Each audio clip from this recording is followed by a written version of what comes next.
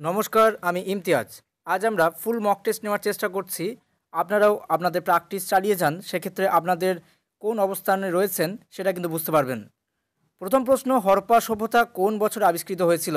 1942, 1935, 1921 নাকি 1901? এক্ষেত্রে আমাদের উত্তর হবে অপশন সি, 1921 সাল। আমরা জানি যে হরপ্পা এবং মহেঞ্জোদারো দুটি বড় সাইট আবিষ্কৃত হয়েছে 1921 সাল এবং 1922-এর দিকে। এবং আমরা পরবর্তী ক্ষেত্রে সেক্ষেত্রে আমরা দেখতে পাচ্ছি যে কেন এটা হরপ্পা সভ্যতার নাম দেওয়া হয়েছিল, কেন ইন্দাস ভ্যালি সিভিলাইজেশন শুধুমাত্র সিন্ধু সভ্যতা কেন নাম দেওয়া হয়েছিল, সেই সমস্ত বিষয়গুলো তর্ক বিতর্ক। পরবর্তী আমাদের প্রশ্ন হচ্ছে, প্রথম কোন ইউরোপীয় আর্যকে একটি জাতি হিসাবে নির্দেশ করছেন? এখানে কোন ব্যক্তির নাম জানতে চাওয়া হয়েছে যে যিনি আর্যদেরকে একটি জাতি হিসাবে দেখেছিলেন, তিনি কে? General Cunningham, Max Muller, H Wilson নাকি উইলিয়াম জোন্স? এক্ষেত্রে আমরা দেখব যে উত্তরটা আমাদের সঠিক, সেটা হলো অপশন বি, ম্যাক্স মুলার। পরবর্তী আমাদের প্রশ্ন, বৈদিক আর্যদের মূল খাদ্য কী ছিল? আমরা দেখছি আর্য এবং অনার্য, এই যে দুটি আমরা জাতি দেখছি আলাদা আলাদা পৃথক, এবং সেক্ষেত্রে বৈদিক আর্য যারা রয়েছেন তাদের মূল খাদ্যের মধ্যে শাকসবজি ও ফল, ধান ও মসুর, দুধ ও তার বিভিন্ন উৎপাদন, এবং স্বাভাবিকভাবে যব ও ধান। সেক্ষেত্রে আমাদের উত্তর হবে অপশন সি। আমাদের পরবর্তী প্রশ্ন, মহাভারতের যুদ্ধ কুরুক্ষেত্রে কতদিন ধরে হয়েছিল বলে বিশ্বাস করা হয়? 20 দিন, 18 দিন, 16 দিন নাকি 14 দিন? আমাদের এক্ষেত্রে উত্তর হবে অপশন বি, 18 দিন। এই 18 সংখ্যাটি মহাভারতে বিভিন্ন বারবার ফিরে এসেছে এবং স্বাভাবিকভাবে এটিকে একটি রহস্যময় হিসাবেও দেখানো হয়েছে। যুদ্ধের পর যে 18 জনই কিন্তু মাত্র সৈনিক বেঁচেছিলেন। পরবর্তী আমাদের প্রশ্ন হচ্ছে, লোথাল হলো এমন একটি স্থান যেখানে বন্দর পাওয়া গেছে, এটি কোন সভ্যতার সঙ্গে যুক্ত? পার্সিয়ান, ইজিপশিয়ান, মেসোপটেমিয়ান নাকি সিন্ধু সভ্যতা? এক্ষেত্রে আমাদের উত্তর সবারই জানা, এটি হলো সিন্ধু সভ্যতা। লোথাল সবথেকে একটি প্রাচীন বন্দর হিসাবে ধরা হয়েছে। পরবর্তী প্রশ্ন, লর্ড বুদ্ধা তার শেষ নিঃশ্বাস কোথায় ত্যাগ করেছেন? কুশীনগর, সারনাথ, বোধগয়া নাকি রাজগীর? এক্ষেত্রে আমাদের উত্তর হবে অপশন এ, কুশীনগরে তিনি শেষ যে তার নিঃশ্বাস ত্যাগ করছেন, অর্থাৎ তার মহাপরিনির্বাণ এটা কিন্তু ঘটছে, কিন্তু নির্বাণ লাভ যেটা হয়েছিল সেটা হচ্ছে তার বোধগয়াতে। পরবর্তী আমাদের প্রশ্ন হচ্ছে, বিশ্বের সবচেয়ে বড় মনোলিথিক বুদ্ধমূর্তি কোথায় স্থাপিত হয়েছে? হায়দ্রাবাদ, লাসা, কান্দি নাকি বামিয়ান? এক্ষেত্রে আমাদের উত্তর হবে বামিয়ান। এটি অবস্থান করছে কোথায়? আফগানিস্তানে অবস্থান করছে। পরবর্তী প্রশ্ন, কোন ভারতীয় রাজা আলেকজান্ডারের বিপক্ষে ছিল? অম্ভি, পোরাস, ধননন্দ নাকি চন্দ্রগুপ্ত? কোন ভারতীয় রাজা যিনি আলেকজান্ডারের বিপক্ষে গিয়েছিলেন এবং তার সঙ্গে যুদ্ধ করছেন, তিনি কে? এক্ষেত্রে আমাদের উত্তর হবে অপশন বি, পোরাস, বা যাকে পুরু হিসাবে দেখানো হয়েছে। উত্তর বিহারে অবস্থিত একমাত্র মহাজনপদের নাম কি? 4টি মহাজনপদের মধ্যে মাত্র একটি মাত্র মহাজনপদ যেটি উত্তর বিহারে অবস্থান করছে, সেটির নাম হলো আমাদের উত্তর হলো অপশন এ, বজ্জি বা ব্রিজি। পরবর্তী প্রশ্ন, সিন্ধু সভ্যতার মানুষরা সাধারণত তাদের বাড়ি কী দিয়ে নির্মাণ করত? কাঠ, পাকা ইট, পাথর নাকি ওপরে সবগুলোই? এক্ষেত্রে আমাদের উত্তর হবে অপশন বি, পাকা ইট। যার নাম দেবনাম প্রিয়দর্শী, নিচের মধ্যে তিনি কে? ভগবান মহাবীর, মৌর্য সম্রাট চন্দ্রগুপ্ত মৌর্য, গৌতম বুদ্ধ নাকি মৌর্য সম্রাট অশোকের নাম বলা হয়েছে? এক্ষেত্রে আমাদের উত্তর হবে অপশন ডি, মৌর্য সম্রাট অশোককে বলা হয়েছে। নিচের কোন শিক্ষা কেন্দ্রের সাথে চাণক্য যুক্ত ছিলেন? চাণক্য, বিষ্ণুগুপ্ত বা কৌটিল্য? চন্দ্রগুপ্ত মৌর্যের যিনি প্রধানমন্ত্রী ছিলেন এবং সম্রাট চন্দ্রগুপ্ত মৌর্য হতে যিনি সাহায্য করেছেন, সেই ব্যক্তি যিনি চাণক্য, তিনি যে শিক্ষাকেন্দ্রের সঙ্গে যুক্ত ছিলেন সেটি কি? বৈশালী, বিক্রমশিলা, নালন্দা নাকি তক্ষশিলা? এক্ষেত্রে আমাদের উত্তর হবে অপশন ডি, তক্ষশিলা। পরবর্তী প্রশ্ন, ভারতে স্বর্ণমুদ্রা প্রথম কোন রাজবংশ প্রচলন করেন? আমরা জানি যে বিভিন্ন রাজারা তারা কিন্তু কখনো স্বর্ণমুদ্রা, রৌপ্যমুদ্রা, তাম্রমুদ্রা বিভিন্ন রকম জারি করছেন, এবং স্বর্ণমুদ্রা যারা প্রথম চালু করেছিলেন ভারতের ইতিহাসে তারা কারা? কুষাণ, গুপ্ত, ইন্দো গ্রিক নাকি অপশন ডি, মৌর্য? এক্ষেত্রে আমাদের উত্তর হবে অপশন সি, ইন্দো গ্রিক প্রথম চালু করে, কিন্তু সবথেকে বেশি প্রসার ঘটিয়েছিল এই বিশেষ করে স্বর্ণমুদ্রা ক্ষেত্রে তারা কিন্তু কুষাণরা ছিল কিন্তু। পরবর্তী আমাদের প্রশ্ন, নিম্নলিখিতদের মধ্যে কে কনিষ্কের সমসাময়িক ছিলেন? 3 জন করে নাম দেওয়া আছে, আমাদের দেখতে হবে যে কনিষ্কের সমসাময়িকের মধ্যে কে পড়ছেন। Kalidas, Kamban, Vasumitra? Option A. Option B, অশ্বঘোষ, কালিদাস, বাণভট্ট? অপশন সি, কম্বন, বাণভট্ট নাকি অশ্বঘোষ? নাকি নাগার্জুন অশ্বঘোষ বসুমিত্র? এক্ষেত্রে আমাদের উত্তর হবে অপশন ডি। পরবর্তী প্রশ্ন, বিখ্যাত পর্যটক ইবন বতুতা কোন অঞ্চল থেকে এসেছিলেন? মধ্য এশিয়া, পারস্য, তুরস্ক নাকি মরক্কো? আমরা জানি ইনি এসেছিলেন আফ্রিকা, বিশেষ করে উত্তর আফ্রিকার যে মরক্কো সেখান থেকে। তাহলে আমাদের উত্তর হচ্ছে কি অপশন ডি। পরবর্তী প্রশ্ন, মোহাম্মদ বিন তুগলক কোন বিষয়ে দক্ষ ছিলেন? দর্শন, চিকিৎসা, সঙ্গীত নাকি শিল্প? প্রত্যেক সম্রাট এবং সুলতান তাদের নিজস্ব একটা ক্ষেত্র রয়েছে যেখানে তারা যথেষ্টভাবে নিজেদের বিভিন্ন এক্সট্রা কারিকুলামের মাধ্যমে তাদের যে দক্ষতাগুলো ফুটিয়ে তোলার চেষ্টা করেছেন। এক্ষেত্রে আমি মোহাম্মদ বিন তুগলকের ক্ষেত্রে যেটা বলা হচ্ছে যে মোহাম্মদ বিন তুগলক যে বিষয়ে দক্ষ রয়েছেন সেটি হলো অপশন এ, দর্শন। পরবর্তী আমাদের প্রশ্ন, খলজি শাসকগণ ছিলেন তুর্কি, আফগান, একটি জাতি নাকি মঙ্গল? এক্ষেত্রে আমাদের উত্তর হবে তুর্কি। হাম্পি, তিরুভান্নামালাই, চিদম্বরম, শ্রীরঙ্গম, তিরুপতিতে মন্দিরের সামনে বিশাল যে গোপুরম নির্মাণ করিয়েছিলেন কে? রাজরাজা, হরিহর, কৃষ্ণদেব রায় নাকি বিদ্যারণ্য? এক্ষেত্রে আমাদের উত্তর হবে অপশন সি, কৃষ্ণদেব রায়। পরবর্তী আমাদের প্রশ্ন, বিজয়নগরের শাসকরা কোন ভাষাগুলিকে প্রাধান্য দিতেন বা প্রসারিত করতেন? তেলেগু, উর্দু, সংস্কৃত, তামিল, তেলেগু, সংস্কৃত, মালায়ালাম, তামিল, সংস্কৃত নাকি হিন্দি, মারাঠি এবং সংস্কৃত? আমাদের উত্তর হবে তামিল, তেলেগু এবং সংস্কৃত। এর ব্যাখ্যাটা যদি আমরা দেখি তাহলে দেখব যে তেলেগু ছিল বিজয়নগর সাম্রাজ্যের আদালতের প্রধান ভাষা, সাহিত্যিক কার্যকলাপের প্রধান ভাষা। আমরা জানি আমুক্ত মাল্যদা লেখা হয়েছিল কোন ভাষায়? তেলেগু ভাষায়, কৃষ্ণদেব রায় লিখছেন। অর্থাৎ আমরা দেখছি আদালতের কার্যকলাপের জন্য কোড ল্যাঙ্গুয়েজ সেটা কিন্তু তেলেগু, কিন্তু তামিলও কিন্তু পাশাপাশি রয়েছে।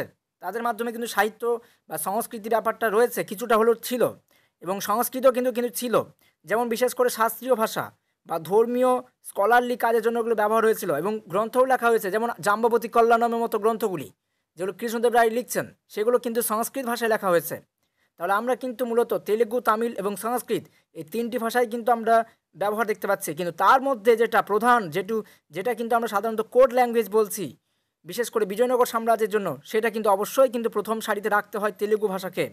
আমাদের পরবর্তী প্রশ্ন, নিচের কোন বাহমনি শাসক বিজাপুরে বিখ্যাত গোল গুম্বাজ নির্মাণ করিয়েছিলেন? ইসলাম আদিল শাহ, ইউসুফ আদিল শাহ, মাহমুদ গাবান নাকি মোহাম্মদ আদিল শাহ? এক্ষেত্রে আমাদের উত্তর হবে মোহাম্মদ আদিল শাহ। পরবর্তী প্রশ্ন, মিয়াকি মালহার রাগ সৃষ্টিকারী হিসাবে কাকে ধরা হয়? স্বামী হরিদাস, বৌজু বাউরা নাকি তানসেন নাকি আমির খুসরো? সেক্ষেত্রে আমাদের উত্তর হবে তানসেন।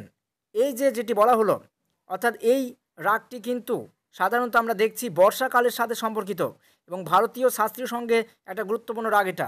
অবশ্য মনে রাখতে হবে এই তানসেন তিনি কিন্তু এতটাই তিনি দক্ষ ছিলেন যে তিনি কখনো কিন্তু পাথরকে সরিয়ে ফেলছেন, গাছের পাতা নাড়িয়ে দিচ্ছেন এবং কি তিনি বৃষ্টিও নামিয়ে ফেলছেন। তার মানে তার সঙ্গীতের মধ্যে একটা কিন্তু যথেষ্টভাবে কিন্তু ক্ষমতা তার ছিল। পরবর্তী প্রশ্ন, মুঘলদের লালকেল্লায় উপস্থিত কার পতনের সঙ্গে শেষ হয়েছিল? অর্থাৎ শেষ কাকে আমরা দেখছি? তার পতনের মধ্য দিয়ে কিন্তু লালকেল্লা সম্পূর্ণভাবে কিন্তু ব্রিটিশদের অধিকারে চলে যাচ্ছে। এক্ষেত্রে আমাদের উত্তর কার? অর্থাৎ বাহাদুর শাহ জাফর, শাহ আলম, মোহাম্মদ শাহ নাকি আওরঙ্গজেব? আমাদের উত্তর হবে বাহাদুর শাহ জাফর। বিখ্যাত তক্তি তাউস ময়ূর সিংহাসন রাখা ছিল নিম্নলিখিত কোন মোগল স্থাপত্যে? দেওয়ানি খাস নাকি রংমহল নাকি আগ্রা কেল্লা নাকি দেওয়ানি আম? এক্ষেত্রে আমাদের উত্তর হবে দেওয়ানি খাস। আমাদের পরবর্তী প্রশ্ন, শিবাজি কোন সালে রাজ্য অভিষেক বা মহারাজা হিসাবে অভিষিক্ত হয়েছিলেন? 1674, 1670, 1666 নাকি 1664? এক্ষেত্রে আমাদের উত্তর হবে 1674 সাল। শিবাজি মৃত্যু হয় কোন সালে? 1680, 1677, 1678 নাকি 1676?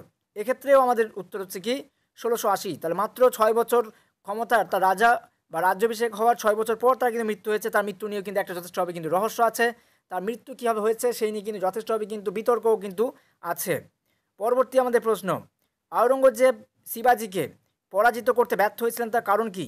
মুঘল সেনাপতিরা বিশ্বাসঘাতক ছিল, মুঘলদের নৌবাহিনী ছিল না, মারাঠারা গেরিলা যুদ্ধে পারদর্শী ছিল, মুঘল সেনাবাহিনী অপ্রশাসনযোগ্য হয়ে উঠেছিল। এক্ষেত্রে আমাদের উত্তর হবে অপশন সি, মারাঠারা গেরিলা যুদ্ধে পারদর্শী ছিল। পরবর্তী প্রশ্ন, নিচের কোনটি ভারতে একটি ফরাসি উপনিবেশ ছিল না? চন্দ্রনগর, গোয়া, মাহে নাকি পন্ডিচেরি? এক্ষেত্রে আমাদের উত্তর হবে গোয়া। আমরা দেখছি যে 1510 সালে প্রথমবারের মতো তারা কিন্তু গোয়াকে দখল করেছিল পর্তুগিজরা। 450 বছর ধরে তারা সেখানে উপনিবেশ তৈরি করে।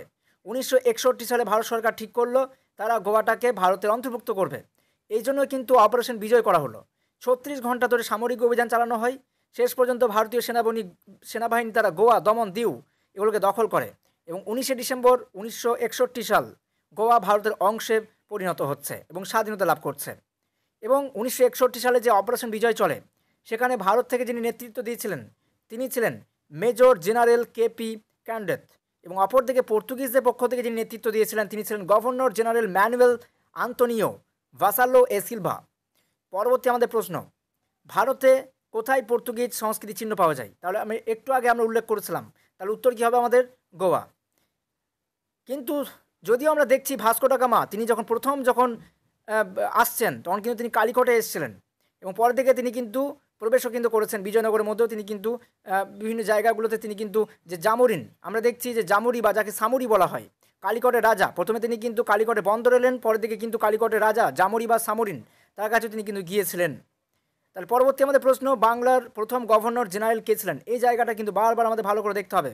বাংলার প্রথম গভর্নর জেনারেল, ভারতের প্রথম গভর্নর জেনারেল, ভারতের প্রথম ভাইসরয়, শেষ ভাইসরয়, শেষ গভর্নর জেনারেল, এই জায়গাগুলো কিন্তু যথেষ্টভাবে কিন্তু ইম্পর্টেন্ট।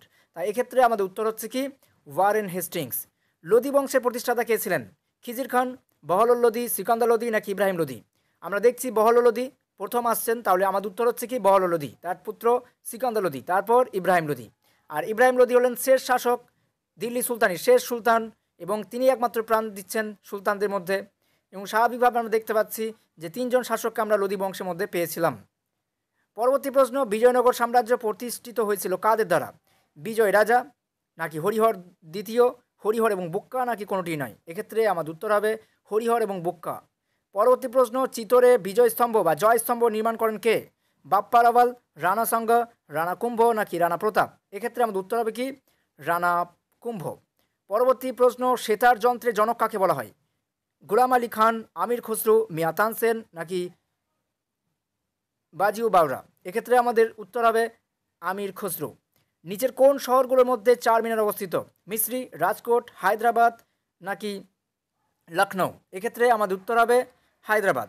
খালসা কার দ্বারা প্রতিষ্ঠিত হয়? গুরু গোবিন্দ সিং, গুরু অর্জুন দেব, গুরু রামদাস নাকি গুরু নানক সিংয়ের মাধ্যমে? এক্ষেত্রে আমাদের উত্তর হবে গুরু গোবিন্দ সিং। আমাদের পরবর্তী প্রশ্ন, কোন জায়গায় গুরু নানকের জন্ম হয়েছিল? অমৃতসর, তালবান্দি, লাহোর নাকি কোনোটি নয়? এক্ষেত্রে আমাদের উত্তর হবে তালবান্দি। পরবর্তী প্রশ্ন, কোন গভর্নর জেনারেলের সাথে ডক্ট্রিন অফ ল্যাপস বিষয়টি সম্পর্কে ছিল? এক্ষেত্রে মনে রাখতে হবে ডক্ট্রিন অফ ল্যাপস মানে হলো সত্যবিলোপ নীতি, যার বাংলা। এক্ষেত্রে আমাদের ইংরেজি এই দুটি টার্ম জানতে হবে, ডক্ট্রিন অফ ল্যাপস এবং সাবসিডিয়ারি অ্যালায়েন্স। সাবসিডিয়ারি অ্যালায়েন্স মানে হলো অধীনতামূলক মিত্রতা নীতি, যেটা লর্ড ওয়েলেসলির সঙ্গে যুক্ত 1798 সাল, এবং ডক্ট্রিন অফ ল্যাপস মানে হলো 1848 সাল লর্ড ডালহৌসির সঙ্গে যুক্ত। তাহলে এক্ষেত্রে আমাদের উত্তর কী হবে? লর্ড ডালহৌসি। পরবর্তী আমাদের প্রশ্ন, কোনটি হলো ভারতের প্রাচীনতম ঔদ্যোগিক ট্রেড ইউনিয়ন? যে ট্রেড ইউনিয়নগুলো আমরা গড়ে উঠতে দেখছি সেগুলোর মধ্যে প্রথম কোনটি প্রাচীনতম ধরা হচ্ছে? Centre of Indian trade union, CITU, এক্ষেত্রে ফুল ফর্মগুলো আমরা জেনে রাখুন। All India trade union Congress, AITUC, এবং INTUC, Indian national trade union Congress, এবং BMS, ভারতীয় মজদুর সংঘ। এক্ষেত্রে আমাদের উত্তর হবে AITUC। পরবর্তী আমাদের প্রশ্ন, ভারতে কোথায় প্রথম আয়রন এবং স্টিল কারখানা গড়ে ওঠে? এগুলো সাধারণত আমাদের কোন অংশের মধ্যে পড়ছে এই ধরনের প্রশ্নগুলো? সাধারণত ভারতের যে শিল্পের যে সীমিত বিকাশ ভারতে, এই ধরনের অধ্যায়গুলোতে কিন্তু আমাদের এই প্রশ্নগুলো আসছে। সেক্ষেত্রে উত্তর কী হচ্ছে? কোথায় প্রথম কারখানা গড়ে উঠছে? আমাদের সবারই জানা উত্তর জামশেদপুর। নিম্নলিখিতের মধ্যে কে আর্য সমাজের প্রতিষ্ঠাতা? এক্ষেত্রে আমাদের উত্তর হবে ঈশ্বরচন্দ্র বিদ্যাসাগর, স্বামী দয়ানন্দ সরস্বতী, কেশবচন্দ্র সেন নাকি স্বামী বিবেকানন্দ? এক্ষেত্রে আমাদের উত্তর হচ্ছে কি? স্বামী দয়ানন্দ সরস্বতী। পরবর্তী আমাদের প্রশ্ন, কার দ্বারা the Mohammedan Anglo oriental college of Aligarh প্রতিষ্ঠিত হয়েছিল? আমরা বুঝতে পারছি এটি কোন জায়গা থেকে প্রশ্ন দেওয়া হয়েছে, তাই এক্ষেত্রে আমাদের উত্তর হচ্ছে কি? মোহাম্মদ আলী জিন্না, মোহাম্মদ আলী, শওকত আলী নাকি স্যার সৈয়দ আহমদ খান? স্যার সৈয়দ আহমদ খান। আর স্যার সৈয়দ আহমদ খানকে আমরা জানি যে তিনি কিন্তু ব্রিটিশদেরকে দেখানোর চেষ্টা করছেন যে আমরা কতটা লয়াল, মুসলমানরা কতটা লয়াল ব্রিটিশদের ওপর। তার জন্য তিনি একটা গ্রন্থও লিখেছেন, সেখানে দেখানোর চেষ্টা করছেন যে মুসলিমরা কিন্তু ব্রিটিশদের বিরুদ্ধে তারা কিন্তু অস্ত্র তুলে নেয়নি, তারা কিন্তু ব্রিটিশদেরকে সম্মান করে, তাদের প্রতি আনুগত্য আছে। এই নিয়ে তিনি কিন্তু দেখানোর চেষ্টা করছেন মোটামুটি 1860-62 দিকে একটা বই লিখে। এবং একইভাবে এই মুসলিম সমাজে তিনি বিভিন্নভাবে কিন্তু অ্যাডভান্স আনার জন্য 1864, 1875 এই সময়গুলোতে যথেষ্টভাবে তিনি কিন্তু বিজ্ঞান সমিতি, অনুবাদ সমিতি এবং কলেজ বা বিভিন্ন যে বইগুলোকে অনুবাদ করার বিষয়গুলো তিনি ভাবছেন, একইভাবে কংগ্রেসের বিরোধিতা করছেন, দ্বিজাতি তত্ত্বের কথা বলছেন এবং শেষ পর্যন্ত 1898 সালে তার মৃত্যু হচ্ছে। আলিগড় যে মুভমেন্ট বা আলিগড় আন্দোলন, যেটা উত্তরপ্রদেশ থেকে শুরু হয়েছিল, বিশেষ করে আলিগড় কলেজ যার প্রাণকেন্দ্র ছিল, এবং পরবর্তীকালে গিয়ে সেই আন্দোলন বন্ধ হচ্ছে এবং তার বিরুদ্ধে গিয়ে আলিগড় বিরোধী আন্দোলন শুরু হচ্ছে, যেটাকে আলিগড় বিরোধী আন্দোলন বা অহর আন্দোলন বলা হচ্ছে। এটা হয়েছিল 1910-এর দিকে। তাহলে এই জিনিসগুলো আমাদের কিন্তু জানতে হবে। এবং আমরা পরবর্তী প্রশ্নে চলে যাচ্ছি, কুক্কা আন্দোলন শুরু হয়েছিল 19 শতকের মধ্যভাগে কোন অঞ্চলে? এক্ষেত্রে আমাদের উত্তর হবে কি? পাঞ্জাব। পরবর্তী প্রশ্ন, ইন্ডিয়ান ফ্যাক্টরি অ্যাক্ট জারি হয় কত সালে?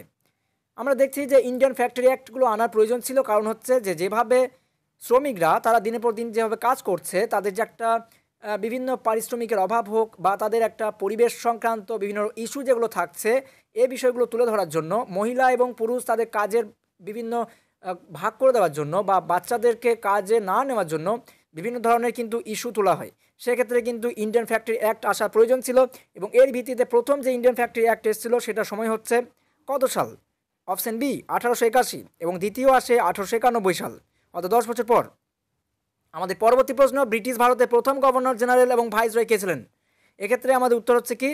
Option A Lord Dalhousie, John Lawrence, Warren Hastings এবং লর্ড ক্যানিং। এক্ষেত্রে উত্তর লর্ড ক্যানিং। কে বলেছিলেন সিপাহী বিদ্রোহ প্রথম নয়, জাতীয় নয়, স্বাধীনতা সংগ্রাম নয়? তাহলে এই ধরনের কোডগুলো বা এই ধরনের বিভিন্ন প্রশ্নগুলো আমাদের একটু দেখে রাখতে হবে, বিশেষ করে সিপাহী বিদ্রোহের ক্ষেত্রে।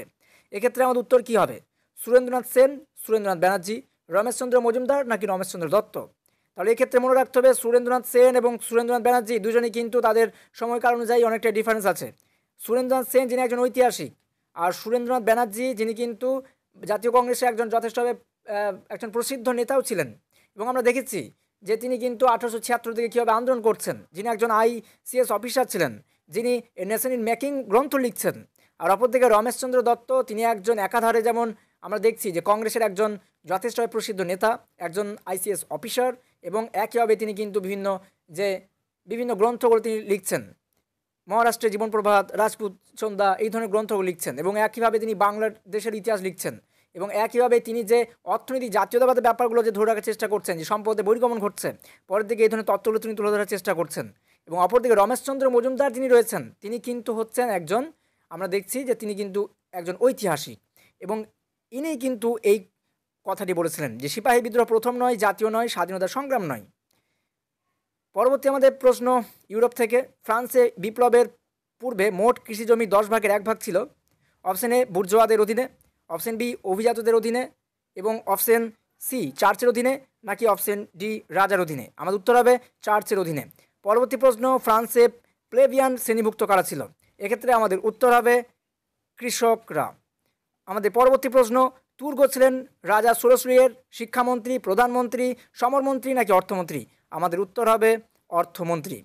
পরবর্তী প্রশ্ন, ফ্রাঁসোয়া মারি আবুয়ে কার প্রকৃত নাম? দিদেরো, মন্তেস্কু, ভলতেয়ার নাকি সোরসলুই? এক্ষেত্রে আমাদের উত্তর হবে ভলতেয়ার। নেপোলিয়নের ধারণায় ফরাসি সাম্রাজ্যবাদের আসল শত্রু দেশ হলো অস্ট্রিয়া, রাশিয়া, প্রাসিয়া নাকি ইংল্যান্ড? এক্ষেত্রে আমাদের উত্তর হবে ইংল্যান্ড।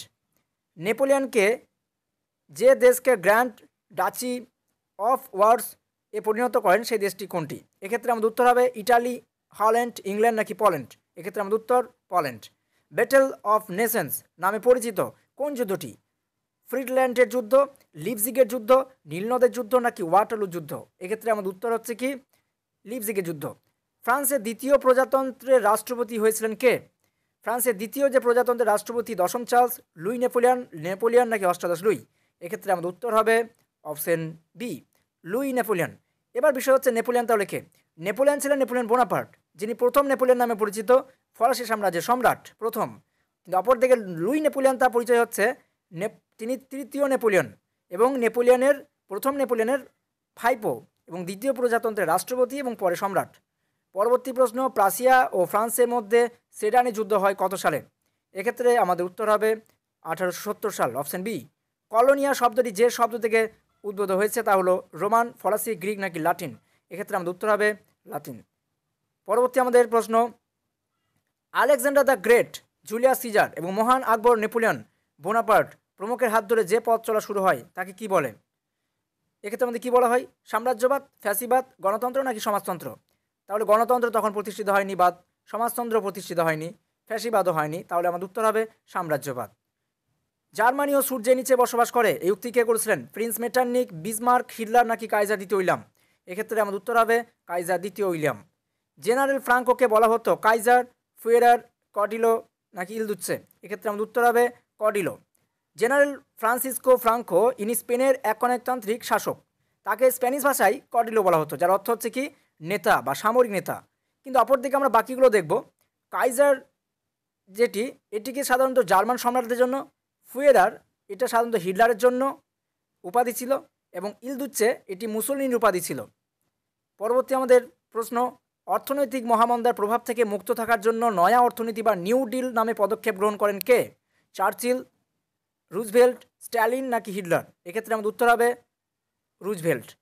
ফ্র্যাঙ্কলিন ডি রুজভেল্ট মার্কিন যুক্তরাষ্ট্রের একজন রাষ্ট্রপতি, যিনি 1929 সালের দিকে অর্থনৈতিক মহামন্দা যে দেখা দিয়েছিল তার জন্য তিনি এই ব্যবস্থা নিয়েছিলেন। এটা সাধারণত ছিল একটি অর্থনৈতিক এবং সামাজিক সংস্কার, এবং আমরা দেখতে পাচ্ছি এটি মূলত 1933 থেকে 1938-এর মধ্যে কর্মসূচি গ্রহণ করা হয়, এবং এদের লক্ষ্যই ছিল অর্থনৈতিক সংকটকে মোকাবিলা করা এবং আমেরিকার যে জনগণ তাদের ত্রাণ এবং কর্মসংস্থানের সৃষ্টি করে দেওয়া। আমাদের আজকের শেষ প্রশ্ন, দ্য সোশ্যাল কন্ট্রাক্ট গ্রন্থের রচয়িতা কে? এক্ষেত্রে আমাদের উত্তর হবে option A d'Alembert, option B Voltaire, option C Rousseau, option D Montesquieu. আমাদের উত্তর অপশন সি রুশো। এবং এই গ্রন্থটি রুশো 1762 সালে প্রকাশ করেছিলেন। তাহলে আজ এই পর্যন্ত। যদি ভিডিওটি ভালো লেগে থাকে তাহলে লাইক, শেয়ার এবং সাবস্ক্রাইব করে আমাদের পাশে থাকবেন। আমরা আগামীকাল আবারও একটি নতুন এবং অন্য ধরনের মক টেস্ট আপলোড করব। ধন্যবাদ।